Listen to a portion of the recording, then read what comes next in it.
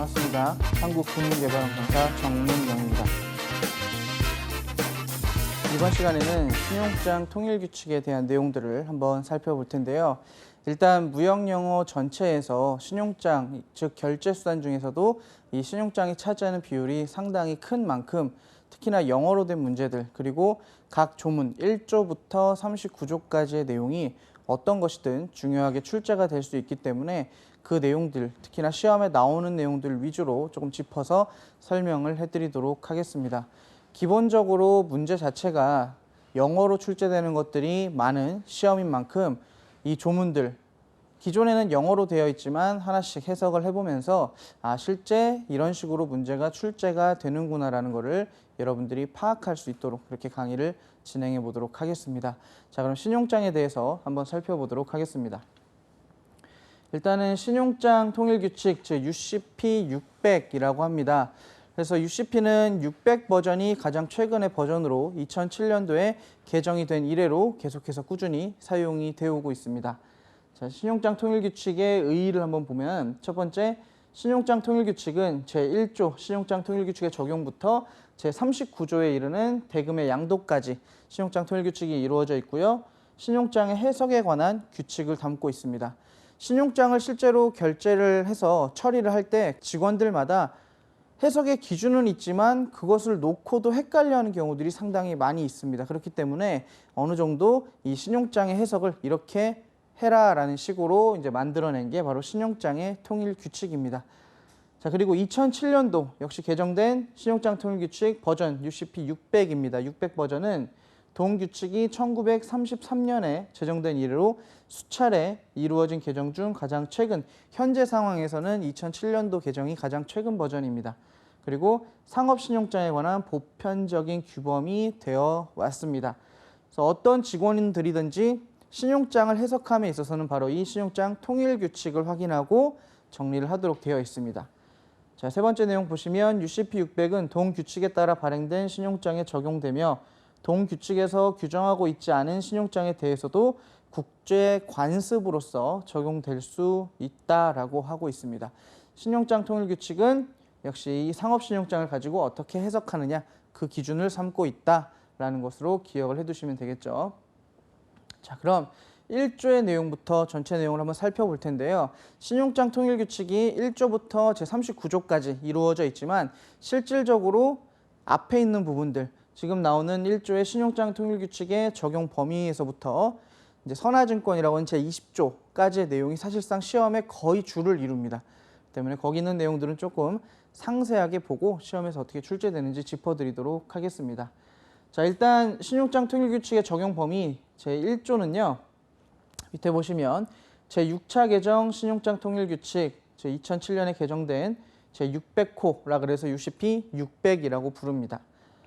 이것은 신용장의 문면에 위 규칙이 적용된다는 것을 명시적으로 표시한 경우 모든 화환신용장, 위 규칙이 적용 가능한 범위 내에서는 보증신용장까지를 다 포함하는 여기에 적용이 되고요.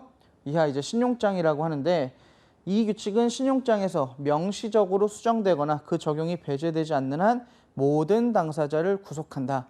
실제 무역 거래에 있어서 그게 송화이든지 즉 수출상이든지 수화이든지 수입상이든지 어떤 은행이든지 어떤 은행의 직원이든지 상관이 없이 신용장을 다루는 경우에, 그리고 또한 명시적으로 이 신용장 통일 규칙을 통해서 해석을 하겠다라고 명시적으로 한 경우에는 반드시 그 모든 당사자가 구속되어서 이 내용에 따라서 해석이 되어야 한다라는 내용입니다. 그래서 실제로 어떤 조문이든지 제1조에는 그 적용의 범위와 의의를 나타내고 있죠.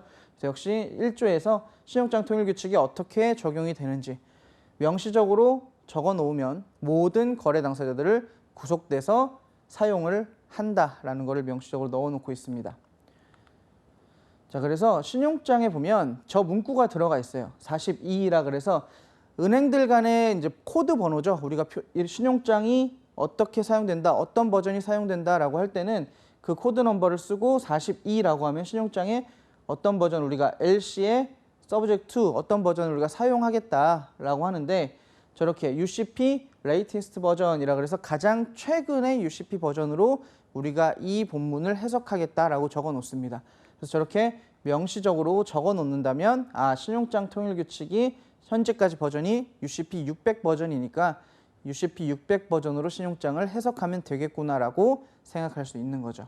자, 그래서 신용장의 문면상 UCP 600이 적용된다는 것을 표시해 줘야 하고요. 위와 같은 문구를 신용장에 반드시 넣어줍니다.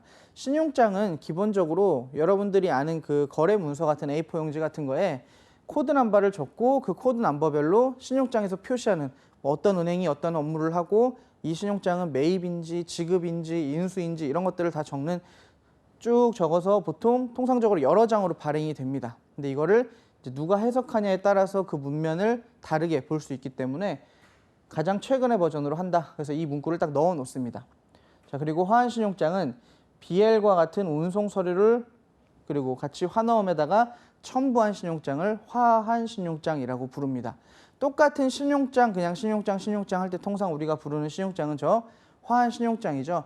무역거래에서는 당연히 운송 서류나 상업 서류들이 다 사용이 되기 때문에 이러한 것들을 포함하고 있는, 이러한 내용을 포함하고 있는 신용장을 화환신용장이라고 부릅니다. 자, 그런데 앞서서 봤던 내용 중에 보증신용장을 따로 포함한다라고 하고 있었어요. 원래 화환신용장이라고 하면 운송서류나 상업서류가 첨부돼야 되는데 보증신용장에서는 운송서류나 아니면은 다른 기타 거래 서류들이 포함이 되지 않아요. 그냥 은행의 단독 보증이기 때문에 서류가 필요 없지만 신용장으로서 작용이 된다라고 하기 때문에 보증신용장도 UCP 600에서 포함을 하고 있습니다. 실제로 이 내용도 무역영어 시험에서 언급된 적이 있습니다. 기억을 좀 해두시면 되겠죠. 자, 그 다음에 전체 신용장 1조부터 39조의 내용 중에서 사실상 가장 중요한 부분입니다. 이 부분을 제일 잘 아셔야 되는데 제2조 정의입니다. 신용장 통일 규칙에 나오는 각 단어들에 대한 해석 방법 그리고 그것이 어떤 건지를 규정해주고 있는 게 바로 제2조의 내용입니다. 자, 밑에 보시면 이 규칙에서는 다음과 같이 해석한다 해서 제가 빨간색으로 색깔을 칠해놨는데 자, 어드바이징 뱅크, 어플리컨트, 뱅킹 데이 그리고 베네피셔리 이렇게 네 가지에 대해서 지금 일단 나와 있습니다. 어드바이징 뱅크는 통지은행이죠. 신용장이 도착했을 때 수출지에 있는 은행으로서 수출자에게 신용장이 도착했음을 통지해주는 은행이 바로 통지은행입니다. 자, 통지은행은 개설은행의 요청에 따라서 신용장을 이제 수출자에게 통지하는 은행을 의미한다. 자, 그리고 개설 의뢰인은 어플리컨트죠. 통상 무역 거래에서 매수인, 즉 대금을 지불해야 하는 사람이 이제 개설 의뢰인이 되죠. 신용장 거래에서는. 자, 개설 의뢰인은 신용장 개설을 신청한 당사자를 의미한다. 자, 그리고 뱅킹데이, 은행 영업일은 이 규칙이 적용되는 행위가 이루어지는 장소에서 은행이 통상적으로 영업하는 날을 의미한다. 자, 은행이 영업하는 날, 통상적으로 빨간 날에는 영업을 하지 않죠. 각 나라마다 물론 아주 극소수 일부의 차이가 있을 수는 있지만 대부분의 은행 영업일들은 대동소이합니다. 그렇기 때문에 이 은행 영업일이 통상적으로 영업을 하는 날은 은행 영업일이다. 그리고 뒤에도 나오겠지만 신용장을 처리함에 있어서 제5 영업일이라는 기간을 줍니다. 그렇기 때문에 이 은행 영업일이라는 게 또 정의가 내려져야 하죠. 자, 그리고 수익자는 베네피셔리라고 부르는데요. 신용장 개설을 통하여 이익을 받는 당사자를 의미한다. 자, 수익자 같은 경우는 당연히 수출상을 의미할 수도 있지만 신용장이 양도될 수도 있고요. 또 수출상이 다른 당사자를 수익상으로 수익자로 지정을 할 수도 있기 때문에 바뀔 수도 있죠. 그렇기 때문에 그냥 신용장 개설을 통해서 이익을 받는 당사자는 다 그냥 수익자라고 이렇게 부르게 돼 있습니다. 자, 그 다음 보시면 일치하는 제시에 대한 내용도 나오는데요. 신용장은 개설은행이 조건에 맞는 서류를 제시했을 때 대금의 지급을 확약하는 결제수단이 바로 신용장이었죠. 그래서 이 일치하는 제시라는 게 상당히 중요합니다. 영어로는 complying presentation이라고 이야기를 하고요. 저 complying이라는 단어는 해석이 될 때 완벽하게 똑같다라는 의미로 해석이 되어야 됩니다. 그래서 서류에서 요구하는 것, 신용장에서 요구하는 것들을 서류상으로 잘 만들어서 은행에게 신용장의 내용과 동일한 내용으로 제시를 했을 때를 이제 일치하는 제시라고 부르죠. 그래서 내용을 보시면 신용장의 조건 그리고 적용 가능한 범위 내에서의 규칙의 규정 그리고 국제표준은행 관행 ISBP에 따른 제시를 의미합니다. 신용장에서 이 서류 가져오세요. 그리고 이 서류는 이렇게 적어서 가져오세요라고 하면 개설은행의 요청에 따라서 지정은행이든 수출상이든 그 정확한 내용을 적어서 제시를 해야 되죠. 그래서 이것을 일치하는 제시, Complying Presentation이라고 부릅니다. 이 내용도 잘 기억을 해두시고요. 자, 그리고 밑에 보시면 확인에 대한 내용이 나와 있습니다. 자, confirmation이라고 하는데요. confirmation means a definite undertaking이라고 되어 있습니다. 확실한 확약을 얘기를 합니다. 자, 확인이라는 것은 우리가 신용장을 처음 공부할 때 개설은행이 본인 대신에 혹은 그 개설은행이 지급을 하지 못하는 경우를 대비해서 하나 더 다른 은행들을 세우는 거죠. 그래서 이 은행을 확인은행이라고 불렀는데 이 확인은행이 바로 개설은행으로부터 지급의 확약, 약속을 하고 있는 거죠. 그것을 바로 확인이라고 얘기합니다. 그래서 확인은 일치하는 제시에 대하여 결제 또는 매입하겠다는 개설은행의 확약에 추가하여 확인은행이 하는 확약을 바로 확인이라고 이야기를 합니다. 자, 그래서 이 확인을 하는 은행을 이제 확인은행, confirming bank라고 하죠. 그래서 confirming bank는 개설은행의 수권 또는 요청에 의하여 신용장에 확인을 한 은행을 의미합니다. 자, 여러분들이 많이 헷갈려 하시는 부분이 이 개설은행과 확인은행의 관계 그리고 확인은행이 도대체 어떤 걸 하는 것이냐를 많이 헷갈려 하시는데요. 쉽게 생각하시면 개설은행이 대금을 주기로 약속한 게 바로 신용장이었죠. 근데 이 신용장에 따라서 대금을 지급하지 못하는 경우가 생길 수도 있습니다. 또한 거래 당사자들끼리 개설은행을 통해서 거래를 하려고 하는데 매도인, 즉 수익자가 나는 이 은행을 못 믿겠다. 나한테 돈을 확실히 줄 거라고 이 개설은행을 내가 못 믿겠다라고 하면 같이 정해서 확인은행을 세웁니다. 그래서 이 개설은행이 돈을 주지 못하는 상황에도 이 확인은행은 끝까지 확약을 통해서 대금을 지급할 수 있도록 하는 것. 이게 바로 확인은행의 업무죠. 그래서 이것을 확인 그리고 그 업무를 하는 은행을 확인은행이라고 이야기를 합니다. 이 정의에 대한 내용도 상당히 시험에 많이 출제가 됩니다. 자, 그래서 확인은행의 여부와 관련된 문구가 신용장 사항에 삽입이 됩니다. 원래 확인은행은 반드시 세워야 되는 게 아니고요. 필요하다면, 즉 있을 수 있다면 존재를 하는 거기 때문에 확인은행 여부와 관련된 문구가 삽입이 되는데요. 그 코드 번호가 49로 되어 있고요. 저 49 같은 것들은 외우실 필요가 없고요. 자, 뭐라고 써 있냐면 confirm instructions, 확인에 대한 지시라고 되어 있습니다. 만약에 확인은행이 있다면 그 확인은행을 적어주면 되고요. 없다면 without, 없음이라고 적어주면 됩니다. 그래서 만약에 without이라고 되어 있다면 이 거래, 우리 신용장에서는 확인은행이 존재하지 않는다라고 생각을 하시면 되겠죠. 그래서 이것이 확인은행의 정의입니다. 그래서 신용장에는 양 당사자가 정한 매매 계약의 내용들은 당연히 들어가고 그리고 신용장에서 정하는 개설은행이 어떤 것들을 하였다라는 것들을 전부 다 코드를 통해서 적어놓고 있습니다. 그래서 신용장을 딱 보면 이 거래가 어떤 방식으로 이루어지고 확인은행이 있고 없고 어떤 결제에서 어떻게 누가 뭘 부담하고 이런 식으로 전부 다 적혀 있어요. 거기에 저 확인은행과 같은 문구가 저런 식으로 포함이 되어 있습니다. 자, 그다음에 신용장에 대한 것도 정의를 내려줍니다.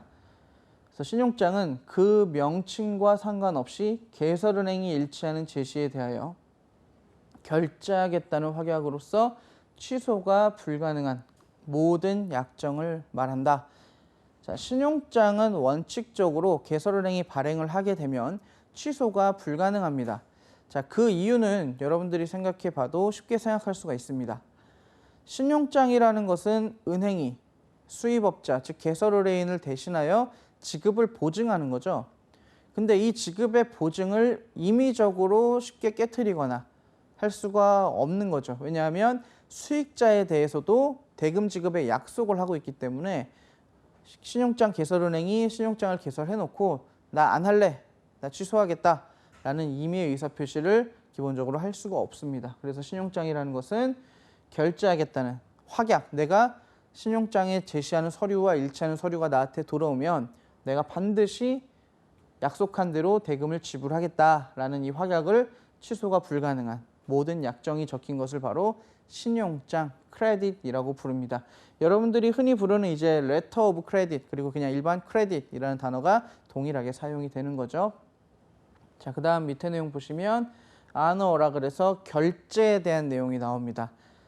자, 신용장과 관련된 문제 중에서 상당히 많은 부분을 차지하는 게 이 결제에 대한 내용입니다.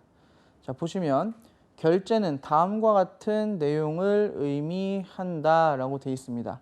자, A에 보시면 신용장이 일람 지급에 의하여 이용 가능하다면 일람 출급으로 지급하는 것.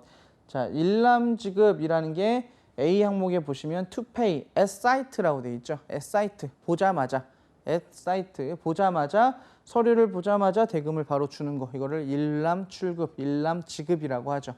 그래서 은행이 하는 결제라고 불렀을 때는 이 일람 지급을 이야기하는구나. 또 추가적으로 B에 보시면 신용장이 연지급에 의하여 이용 가능하다면 연지급을 확약하고 만기에 지급하는 것. 자, 연지급이라는 거는 지급은 바로 주는 건데 연지급은 지연해서 주는 걸 얘기합니다. 그래서 보시면 B 항목에 보시면 to incur a deferred payment. 자, deferred payment라고 하면은 연지급이라고 합니다. 처음에 서류를 다루다가 일정 시기, 즉 만기가 됐을 때 그 대금을 지급해 주는 것을 연지급이라고 부릅니다. 연지급. 자, 그런데 지금 보시면 빨간 글씨로 제가 available by라는 것을 계속 체크를 해놨죠. 자, 일단 C를 한번 보시면 신용장이 인수에 의하여 이용 가능하다면 수익자가 발행한 환원을 인수하고 만기에 지급하는 것. 그래서 인수 역시 to accept라고 되어 있습니다. 우리가 acceptance를 인수의 의미로 봤었죠. 그래서 accept 즉 일람 지급, 연지급, 인수 이게 신용장에서 하는 결제라는 의미입니다. 결제. 자, 그리고 이 available의 뜻을 한 번 더 살펴봐야겠죠. 자, 보시면 두 번째 걸 먼저 볼게요. available with by 이렇게 적혀 있습니다. 신용장이 실제 문구입니다. 근데 뭐라고 적혀 있죠? 이제 예시로 가져온 곳에는 자, any bank by negotiation 어떤 은행이든지 may be 가능하다. 그러니까 어떤 available 하면은 무엇을 할 수 있다라는 거죠. 그래서 일람 지급을 할 수 있다. 그때는 어떻게 한다. 연지급을 할 수 있다. 그때는 어떻게 한다. 인수를 한다. 인수할 때는 어떻게 한다. 이런 식으로 지정을 해서 available with라고 해서 그 결제 방식, 안어의 방식을 나타내 줍니다. 여기서는 어떤 은행이든지 매입을 할 수 있다라고 지칭을 해줬고요.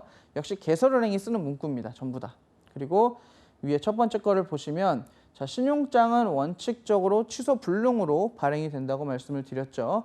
그래서 40A Form of Documentary Credit에서 DOC는 다큐멘터리 서류를 의미합니다. 그래서 Form 형태죠. 다큐멘터리 크레딧 화환신용장의 폼 형태다 해서 irrevocable이라고 해서 취소가 불가능하다라고 적혀 있습니다. 자, 그리고 42C에 보면은 환어음의 결제 방식. 자, 이거는 지급이냐, 연지급이냐, 인수냐 이걸 나누는데요. S사이트는 일람지급이죠. 서류가 제시되어서 이 서류가 맞다라고 했을 때는 바로 대금을 지불하도록 하는 신용장을 나타냅니다. 그래서 신용장에는 어떤 내용이든지 양 당사자가 합의한 내용과 개설은행이 적은 내용들이 다 코드화가 돼서 적혀 있습니다. 그래서 여기 있는 서류들을 보고 이 신용장이 이 내용들을 가지고 있는 신용장이구나를 판단할 수가 있게 되는 거죠. 자, 그 다음은 개설은행이 나옵니다. 이슈잉 뱅크라고 하죠. 자, 일부 교재나 이제 책들이나 강의에서 이슈잉 뱅크를 이제 오프닝 뱅크라고도 설명을 하는 경우가 있습니다. 자, 같은 의미로서 쓰이는 거죠. 오픈이라는 게 열다 하니까 개설은행에서 신용장을 발행한다라는 의미로 이렇게 쓰이는 겁니다. 그래서 다른 곳에 있는 그리고 시험에서도 실제로 이슈잉 뱅크가 아니라 오프닝 뱅크로 언급을 하는 경우도 있으니까요.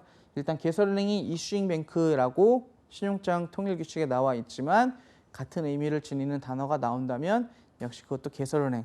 그리고 개설은행이 아니라 발행은행으로 적는 경우도 있죠. 그것도 틀린 내용은 아니라는 걸 좀 기억을 해두시면 될 것 같아요.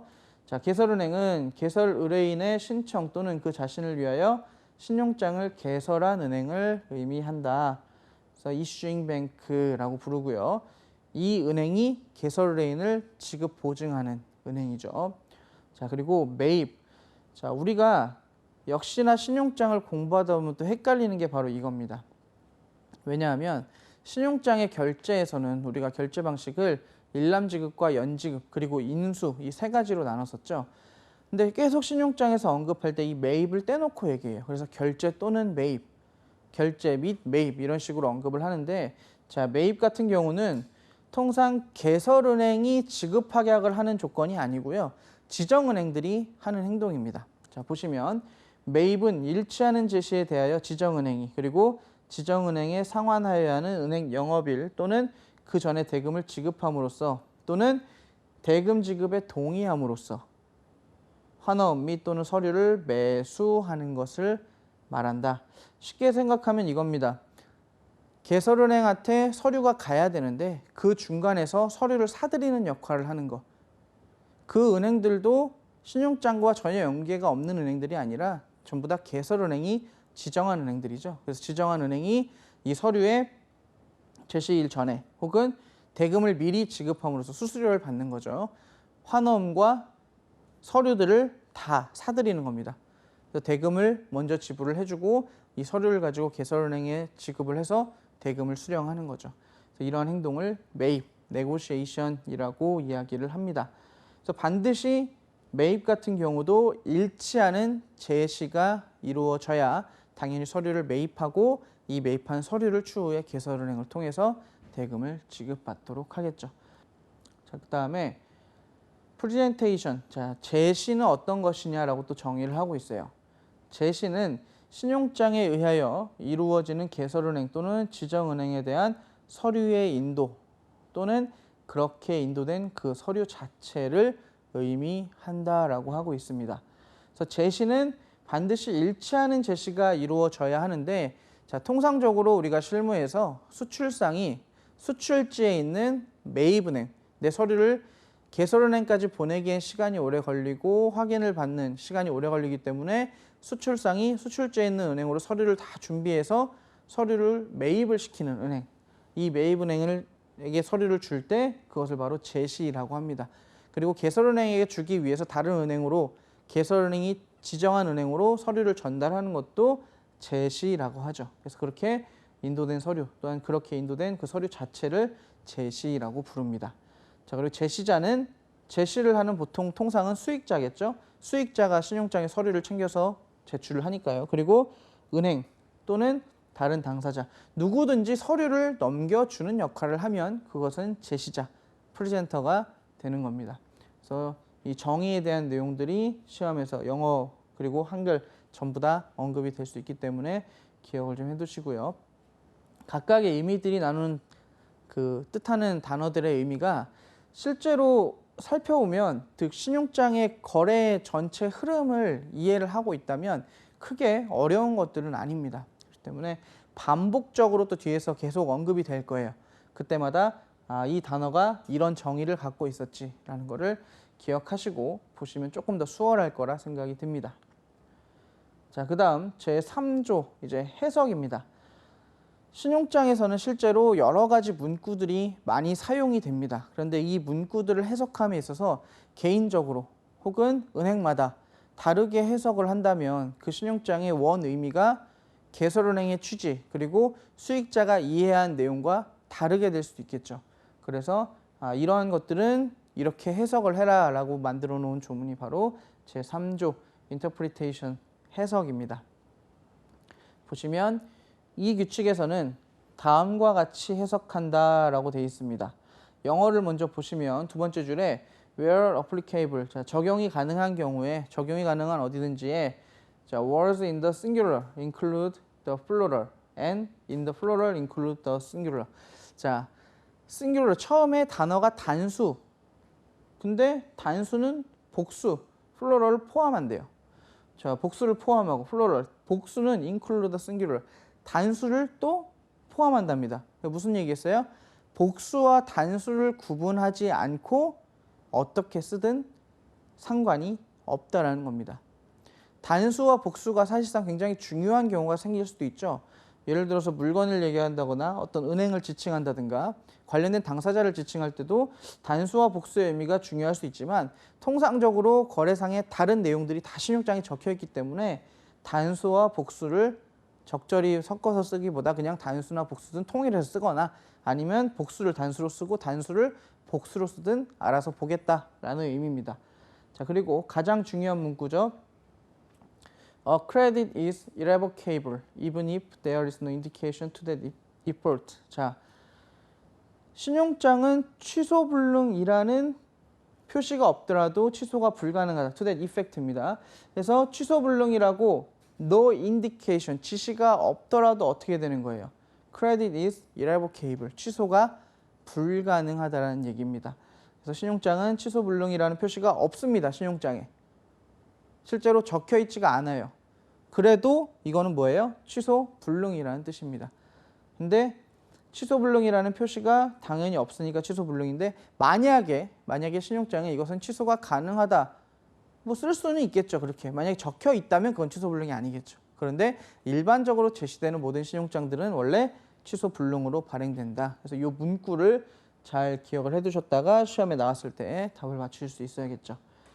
자, 그리고 밑에 내용 보시면 서류는 자필, 그리고 팩시밀리 서명, 청공 서명, 스탬프, 상징 또는 그 외 기계식 또는 전자식 확인 방법으로 서명될 수 있다.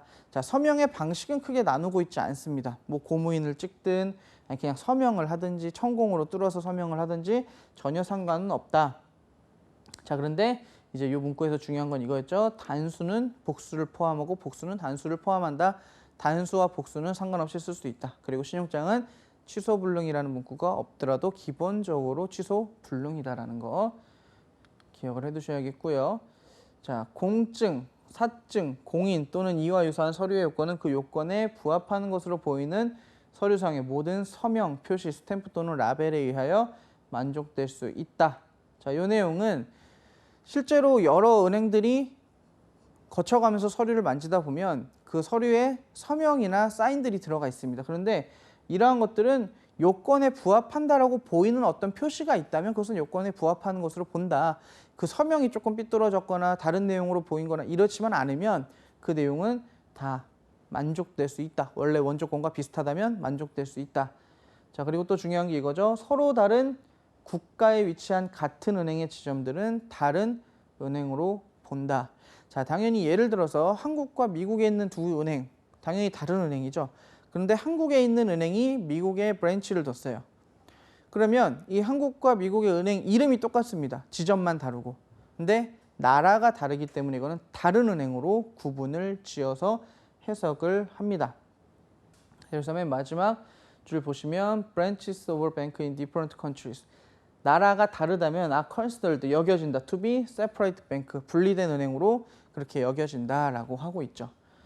자, 그리고 서명에 대한 거 한 번 더 말씀을 드리면 맨 밑에 보시면 통상 유럽이나 서구권에서는 서명에 대해서 상당히 중요하게 생각합니다. 그래서 우리나라나 이제 동양권에 있는 은행의 사무원들보다 유럽에 있는 은행 업무를 보시는 분들이 이 서명에 대해서 굉장히 크게 생각을 해요.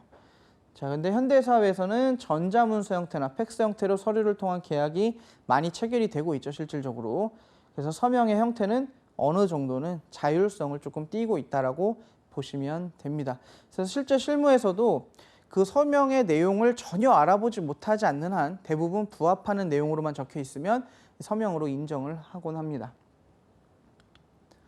자, 그 다음은 서류의 발행자를 표현하기 위하여 사용되는 first class, well known, qualified, independent, official, competent, local 이런 단어들은 이제 사실상 그냥 쓰는 말들이죠. 우리는 잘 알려진 은행이다, 굉장히 유명한 은행이다 이런 말들은 다 무시할 수 있고요.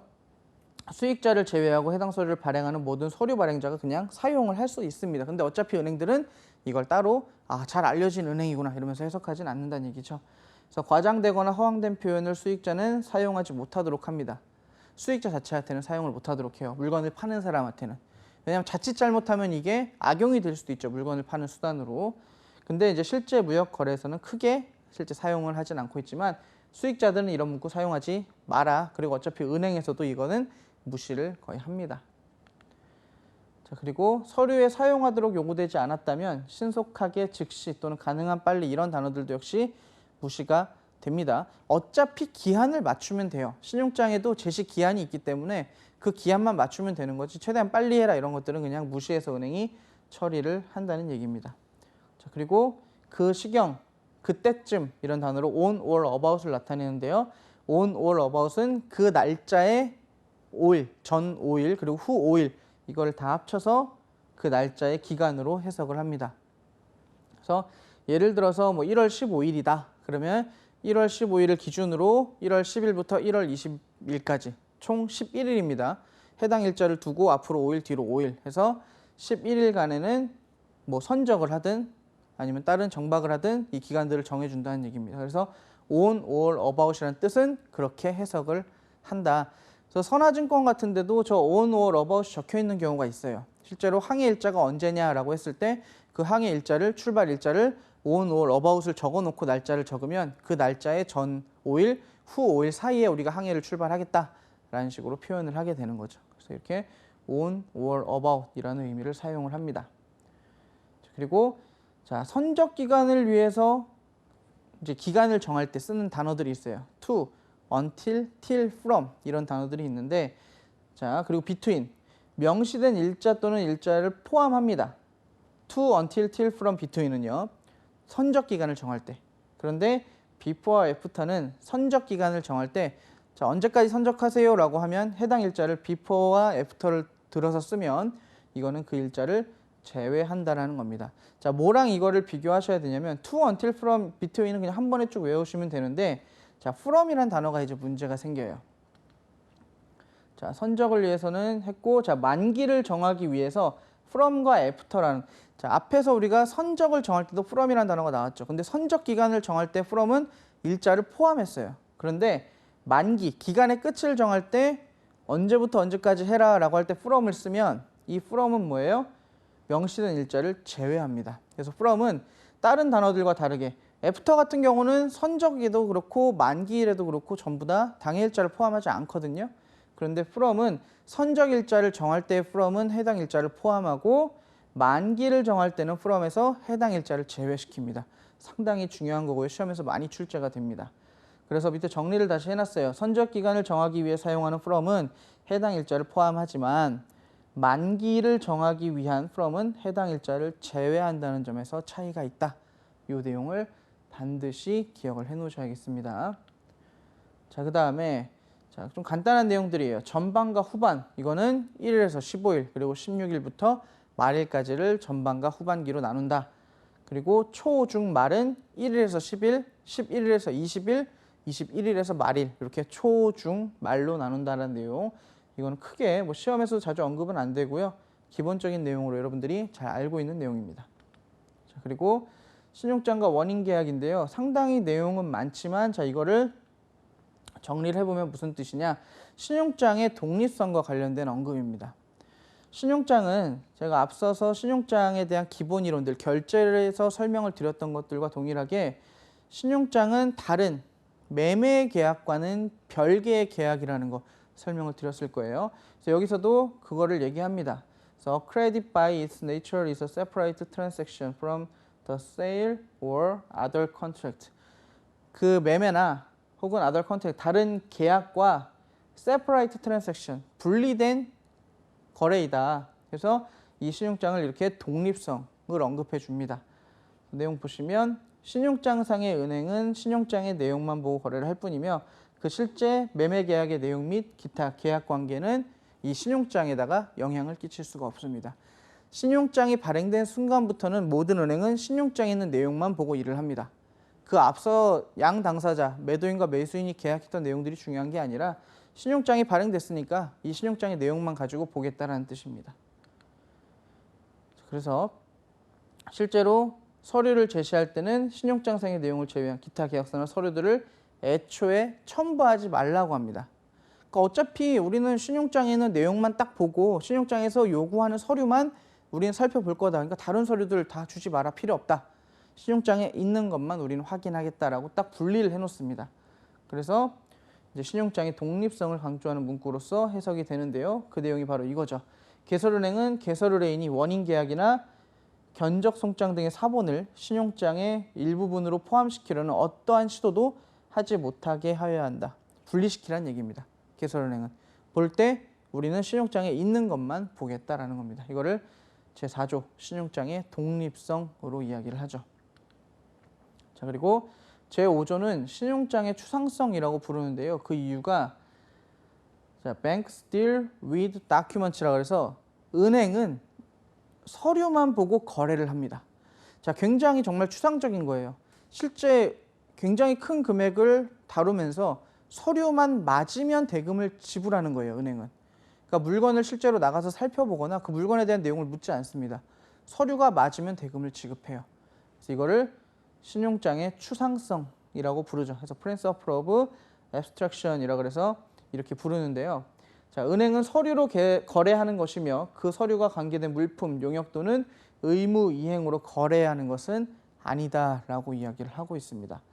자, 밑에 내용을 다시 한번 보시면 신용장상의 물품이나 용역, 의무 이행 등의 사항은 은행은 모른다. 은행은 모르며 이에 대한 모든 내용은 서류만으로 판단을 하는 겁니다. 자, 그리고 따라서 은행의 서류 심사가 상당히 까다로우며 서류만 봐야 하니까요. 그리고 은행은 물품에 의심이 드는 경우 증명서, 확인서 등과 같은 서류의 요구를 할 수 있음. 서류로서 다 증빙을 해라 이겁니다. 그래서 이런 것들을 요구할 수 있지만 실제로 물건을 가서 살펴본다든가 하지는 않습니다. 자, 실무에서는 역시 이렇게 동일하게 활용이 되고 있고요. 간혹 가다가 물건을 확인하는 경우도 있습니다. 굉장히 큰 계약이라든가 은행이 연계된 어떤 계약일 때는 물건을 확인한 경우도 있지만 거의 다 서류만 가지고 판단을 합니다. 그래서 신용장의 추상성, 서류만 가지고 거래를 한다라는 거 제5조 서류와 물품, 용역 또는 의무 이행에 관한 내용입니다. 그리고 이용 기일에 대해서 언급을 하는데요. 자, 밑에 초록색 글씨를 한번 볼게요. 일람지급, 연지급, 인수, 매입 등을 할 때 개설은행이 은행을 지정한 경우에는 해당 은행을 선택하여 일람지급, 연지급, 인수, 매입 등을 해야 한다. 자, 신용장상에서 은행을 정해주는 경우가 있습니다. 어느 은행에 가서 일람지급해라, 어느 은행에 가서 연지급 신청해라 등등등 있는데요. 조건들을 밑에 available with 해서 아까 우리가 살펴봤었죠. 그 앞에서 설명을 할 때 말씀을 드렸었는데 결제와 관련된 내용이죠. 결제를 어디서 어떻게 해라 라는 문구를 이렇게 넣어 놓습니다. 그래서 실제로 어디서 이용이 가능하고 그 유효 기일이 어디며 서류를 어느 은행에다 내야 되는지 다 지칭을 해줍니다. 그래서 신용장에는 서류의 절차로만 봤을 때는 거의 완벽하게 모든 것들을 다 하라는 대로 하면은 신용장 거래가 이루어집니다. 서류만으로도. 자, 그 다음은 밑에 내용 볼게요. 신용장은 개설은행을 지급인으로 하는 환어음에 의하여 이용이 가능하도록 개설되어야 한다. 그리고 신용장은 개설은행이 최종 지급 확약을 하는 서류다. 자, 실제로 신용장이 일람지급, 연지급, 인수 또는 매입에 의하여 이용 가능한지 여부를 명시를 해줍니다. 해주고 또 신용장은 개설의뢰인, 즉 수입업자를 지급인으로 하는 환어음에 의하여 이용 가능하도록 개설되어서는 안 된다. 자, 이건 무슨 얘기냐면 신용장 거래에서는 개설의뢰인은 단순히 그냥 거래의 당사자일 뿐이지 실제 신용장 거래에 영향을 끼친 당사자는 아닙니다.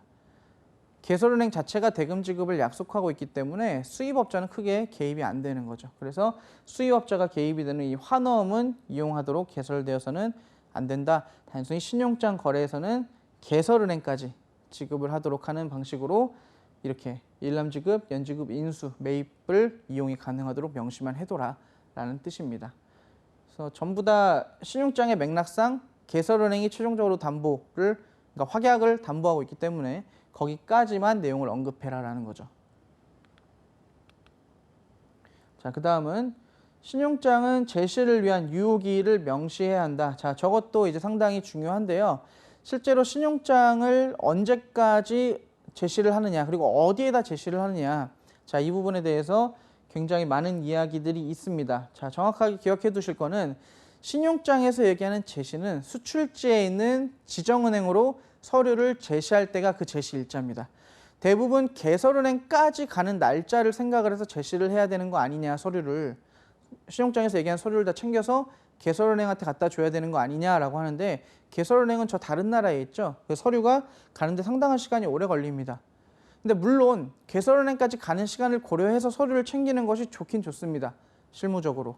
그런데 이제 제시를 위한 유효기를 명시하고 제시는 어디에다 해야 되냐라고 했을 때는 수출자, 즉 수익자가 있는 개설은행의 지정은행에다가 서류를 제시할 때 그 제시가 완료된 것으로 봅니다. 그래서 그 유효기일 안에 수출지에 있는 지정은행에다가 서류를 제시를 하면 되는 거죠.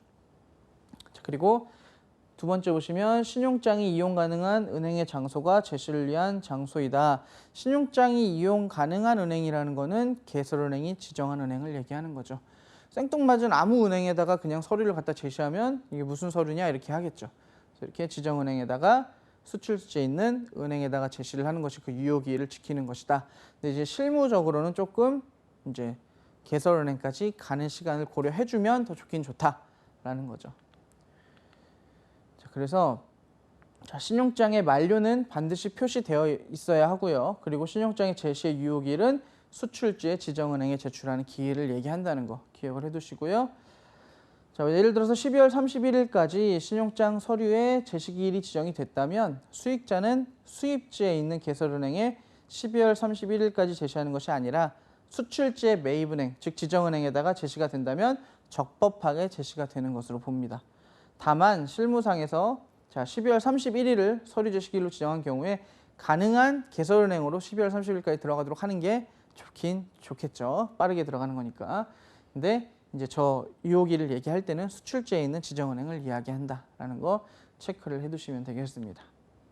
자, 그 다음은 제29조 A항 앞에서 봤던 내용들을 규정을 제외하고 수익자에 의한 또는 수익자를 위한 제시는 유효기일 또는 어떤 일이 있던 간에 하여튼간 이 유효기일은 반드시 지켜져야 합니다. 자, 그래서 유효기일을 표시하는 방법들이 있는데요. 자, 이런 식으로 선적일로부터 21일 이내에 서류를 제시할 것, 그리고 반드시 유효기일 이내에 할 것. 자, 선적은 했는데 21일 후가 유효기일을 넘어서는 경우라면 당연히 유효기일까지. 그리고 선적 기간이 당연히 유효기일 안에 들어온다면 그 선적 기간 안에 유효기일 전후로. 그러니까 무조건 기준은 뭐예요? 유효기일. 신용장의 유효기일을 기준으로 해서 서류를 제출하면 된다. 그래서 여기 써줍니다. 48에 period for presentation 해서 제시의 기간 이렇게 적어주죠. 이런 식으로 하는 걸 지켜야 됩니다. 근데 무조건 유효기일이라는 게 딱 나왔을 때는요. 신용장에서 얘기하는 만기일, 즉 유효기일 그 전까지 제출을 해야 한다라고 생각을 해두시면 됩니다.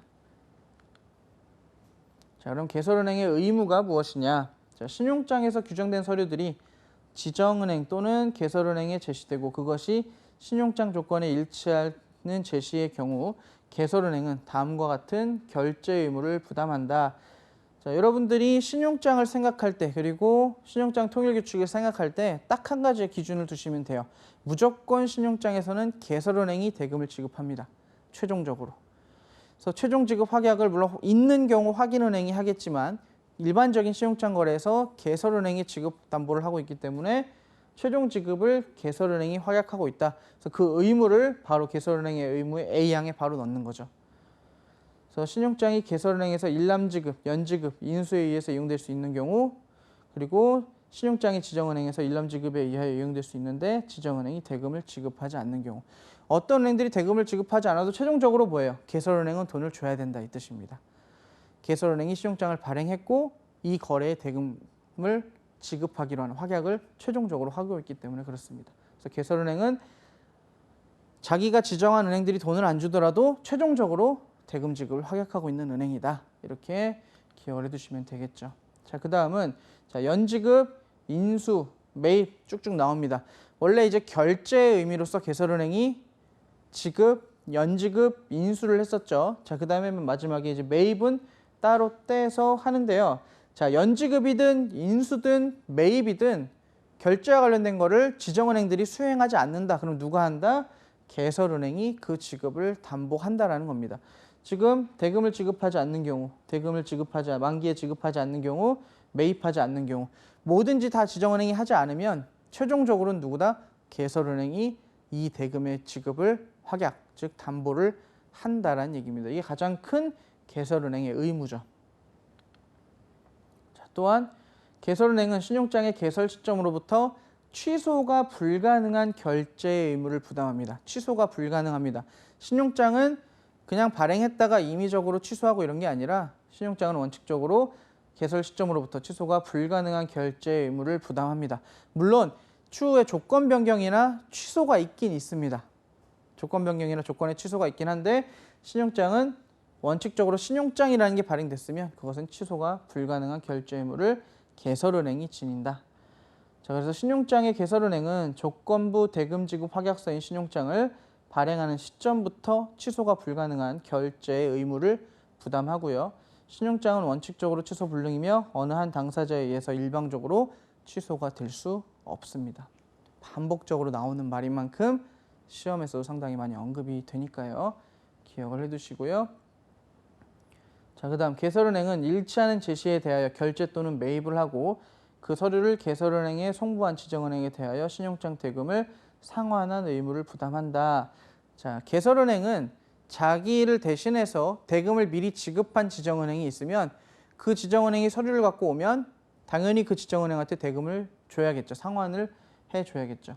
그리고 인수신용장 또는 연지급신용장의 경우 일치하는 제시에 대응하는 대금의 상환은 지정은행이 만기 이전에 대금을 먼저 지급하였거나 또는 매입하였는지 여부와 관계없이 무조건 인수나 연지급은 대금이 만기에 결제가 돼야 됩니다. 인수나 연지급은 만기에 대금이 결제가 된다. 자, 개설은행의 지정은행에 대한 상환 의무는 개설은행의 수익자에 대한 의무로부터 독립적이다. 자, 개설은행이 수익자한테 대금을 주는 거 이거 상관한 게 아니라 지정은행들이 수익자에게 대금을 먼저 미리 줬으니까 이 대금 이제 준 걸로 된 거고 이 지정은행과 개설은행 사이에서 있는 상환 의무이기 때문에 수익자는 이러한 내용에 대해서 독립적으로 있다라는 내용입니다. 결국 개설은행은 계속해서 돈을 최종적으로 지급해야 된다는 내용으로 통일이 되어 있습니다. 자, 그리고 확인은행은 개설은행과 매우 유사하고 거의 똑같은데 개설은행이 하지 않았을 때 개설은행이 개설은행으로서 할 일을 하지 않았을 때 그 최종 확약을 하는 게 바로 확인은행입니다. 한 번 더 보험을 가는 거죠. 보험을 걸어 놓는 겁니다. 그래서 확인은행은 신용장에서 규정된 서류들이 확인은행 또는 다른 지정은행에 제시되고 그것이 신용장 조건에 일치하는 경우 확인은행은 다음과 같은 경우 결제 의무를 부담한다라고 해서 이용될 수 있는데 대금을 지급하지 않았을 때 확인은행이 또 최종적으로 지급을 하는 겁니다.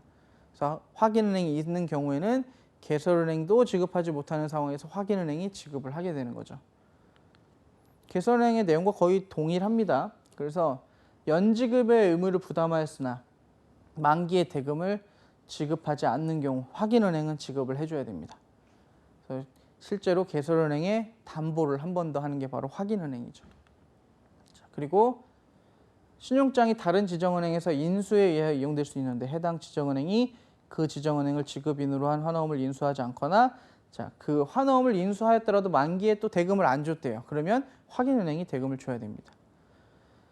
자, 그리고 신용장이 다른 지정은행에서 매입에 의하여 이용될 수 있는데 매입이 또 안 됐어요. 그러면 그 지정은행한테 또 확인은행이 대금을 지급해야 됩니다. 개설은행이 못한 업무를 또 여기서 같이 책임을 지는 거죠. 그래서 내용이 거의 동일한데 그 내용만 좀 차이가 있다고 보시면 돼요. 자, 신용장이 확인은행에서 매입의 방법으로 이용 가능하다면 확인은행은 상환 청구권 없이 매입하여야 한다. 자, 요거는 따로 좀 기억을 하셔야 되는데요. 자, 리코스라 그래서 상환 청구권입니다. 내가 줬던 돈 다시 받아오는 거예요. 그런데 최종적으로 서류가 맞다고 하고 대금을 지급했는데 이거를 돈을 다시 돌려받는다? 이거는 안 되겠죠. 그래서 확인은행은 상환 청구권이 없습니다. 돈을 한번 지불하면 너가 서류를 잘 보고 나한테 돈을 준 거기 때문에 상환 청구할 수 없다라고 정해 놓는 거죠. 그래서 대금을 지급한 경우에 확인은행은 다시 돈을 돌려달라고 하는 상환 청구를 할 수 없습니다. 이 내용도 잘 기억을 해놓으세요. 원칙적으로 신용장이 서류를 까다롭게 보고 다 확인해서 돈을 줬는데 갑자기 뭐 야, 이거 이상한 게 발견됐다 해서 상환해달라 다시 돌려달라라고 하는 거 할 수 없다는 얘기죠. 최종적으로 대금 지급을 확약하고 있다는 얘기입니다. 자, 그리고 확인은행은 신용장의 확인을 추구하는 시점으로부터 역시 취소가 불가능한 결제 또는 매입의 의무를 부담을 하고 있습니다. 그래서 아예 처음에 지급을 할 때 제대로 지급이 된 거기 때문에 이거에 대해서는 다시 상환 청구를 할 수가 없다. 그래서 without recours라고 보통 얘기를 하죠. 상환 청구 없음. 이렇게 역시 이야기를 합니다. 확인은행은 개설은행의 보험으로서, 개설은행의 담보로서 이런 앞에서 결제가 되지 않은 것을 최종적으로 또 다시 지급할 것, 결제할 것을 상환청구권 없이 이제 확약을 하고 있는 겁니다. 이게 바로 확인은행의 의무고 확인은행의 역할이죠.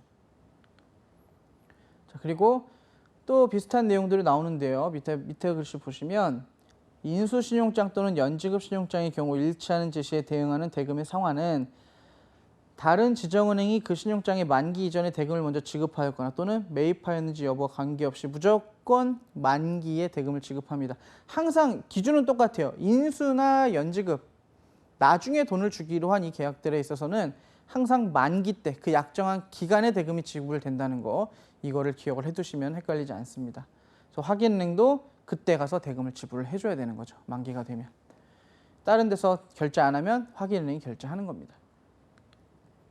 자, 그리고 확인은행, 어떤 은행이 개설은행으로부터 신용장에 대한 확인의 권한을 받았거나 요청받았음에도 불구하고 그 준비가 되지 않았다면 지체 없이 개설은행에 대하여 그 사실을 알려줘야 하고 이 경우 신용장에 대한 확인 없이 통지만을 할 수 있다. 자, 확인은행 해주세요라고 어떤 은행이 요청을 받았는데 우리는 확인은행 못하겠다라고 하면 즉시 통보를 해달라 이 얘기입니다.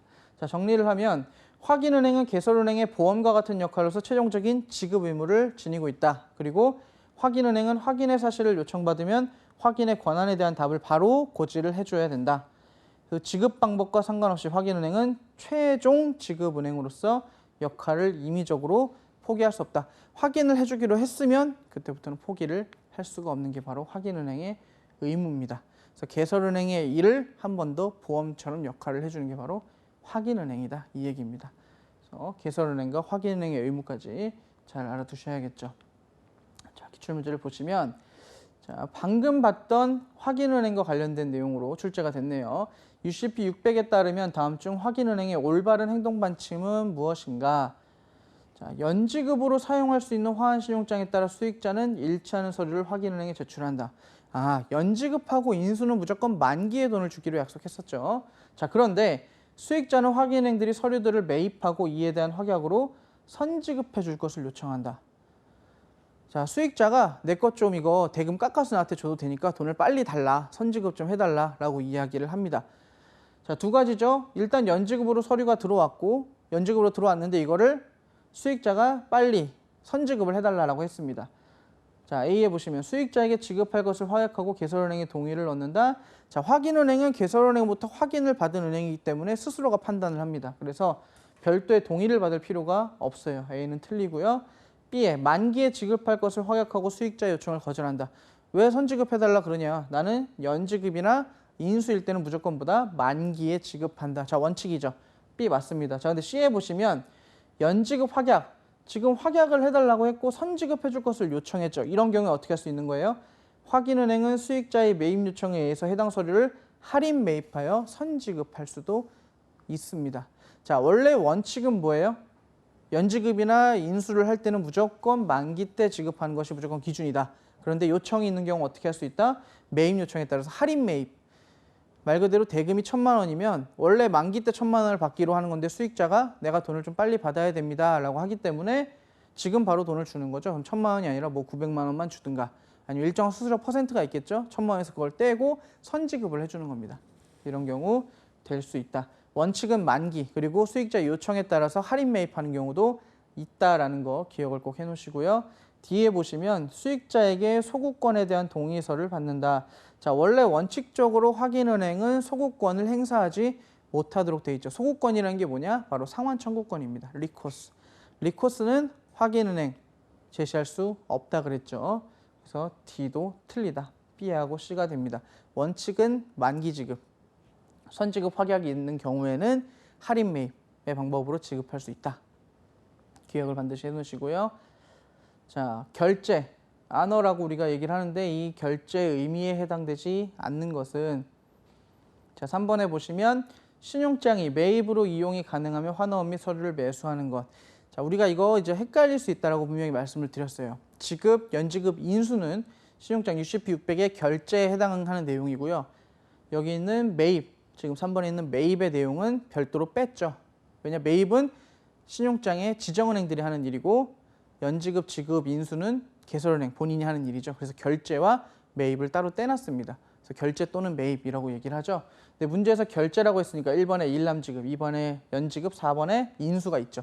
3번에 있는 매입은 따로 매입으로 떼놨다. 결제에 속하는 내용이 아니다. 3번이 해당되지 않는다라는 것도 분명히 기억을 해두시면 좋을 것 같고요.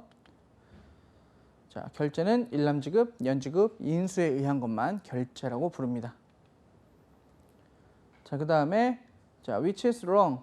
틀린 게 뭐냐? According to UCP 600, UCP 600 버전에 따른 내용 중에서 틀린 게 무엇입니까? 라고 했습니다. 자, 1번부터 바로 틀린 게 나오는데요. 자, 서울뱅크 located in Korea and in USA. 자, 한국과 미국에 위치한 서울은행은 considered, 자, 여겨진대요. as the same bank, 같은 은행으로. 자, 같은 은행이라도 다른 나라, different country에 있으면 어떻게 되는 거예요? 서로 다른 은행으로 인정한다고 UCP 600에 나와 있었죠. 그러니까 1번이 틀립니다. 이름이 같은 은행, 지금 문제에서는 서울뱅크, 서울은행이라고 했는데 서울은행이 한국에 있고 미국에 있더라도 어떤 거예요? 엄연히 다른 은행으로 처리가 된다.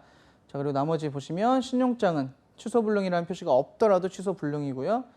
신용장은 서류는 인류의 검사자에 의해 발행되었음이라고 적혀 있는 경우 이 서류는 수익자를 제외한 모든 자로부터 발행될 수 있다는 의미다. 자, 뭐 인류의, 잘 알려진, 저명한 이런 단어들은 수익자를 빼고는 다 쓸 수 있다는 얘기죠. 그래서 수익자를 제외한 모든 자로부터 인류의 검사자, 뭐 이런 말들은 사용이 될 수 있다라는 얘기고요.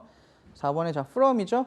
from은 선적 일자를 나타낼 때는 해당 일자를 포함하는데 만기를 나타낼 때는 해당 일자를 제외합니다. 지금 문제에서는 선적 일자를 얘기했는데 자, include October 20 이렇게 해서 10월 20일을 포함을 하는 걸로 문제에서 적어놨죠.